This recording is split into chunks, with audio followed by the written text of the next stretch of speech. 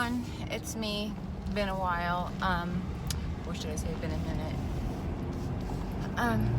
It's just been, I don't know about you other moms, but the waves of the grief keep coming. And this past month has been extremely difficult. It's been 198 days since my son passed. And I guess what's really bothering me the most about it was because when he died, he was in a whole nother state. So the last time I saw him, I remember taking him to the airport and watching him walk through the security, and the same thought I got when their father passed, like, is this gonna be the last time I see you? And I took pictures of him until he was out of sight. And when I talked to him a few days before he died, he looked like shit, and I told him that, and I said, I'm gonna figure out a day we're all gonna come down and visit you. And I just at least remember telling him I was proud of him and I love him, and that's the one thing I can say. No matter how much your kids hurt you or do things that you just want to smack them in the face, whatever, however they make you feel, remember this. My son got 3 felonies, and from this whole drug, fentanyl shit, and I stood by his side through every moment of it. Yeah, I yelled at him at times.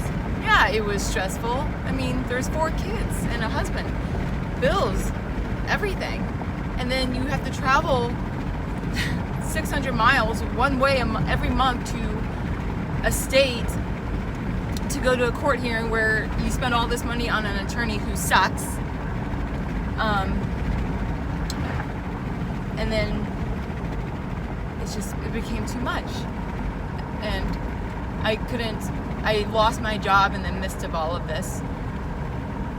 And so I couldn't just keep going with him, so my father had to fly him down.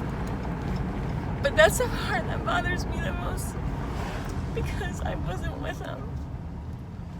I wasn't able to hug him or anything. Like, one of the biggest things I miss most is his voice.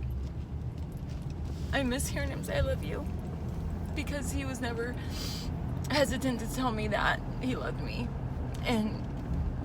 But what I can say is, yes, back to what I was saying, don't let the emotions take over telling your kids you love them. Don't let the anger or the stress of it take over or keep you from saying, you're proud of them.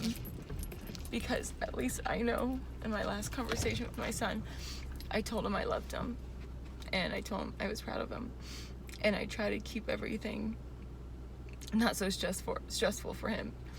And one thing we did do when he moved back home, while it was during the midst of this whole thing of going back and forth, we put restrictions. Like, we didn't keep him from going out, obviously, he was 20, but we also didn't want to keep him from going insane or keeping him from being part of society, basically. Like, he had to learn to adapt again. But it was going back to the state of Arkansas that ruined him. And I feel like everybody failed him there. That system failed him. And no one's taking accountability. Yes, I know I'm his mom, and of course I'm gonna be upset with the system and whatnot and biased, but remember this thing. I did a lot of research. I did work in a law firm. I know what's ethically right and wrong, and I couldn't tell you how many times the system failed him. And it took him dying for me to finally step up and do something. And I still can't even get across anyone. Like, what the hell is wrong with this system? What the hell is wrong with the United States? What the hell is wrong with these people? I'll talk to you guys tonight. The world is your oyster.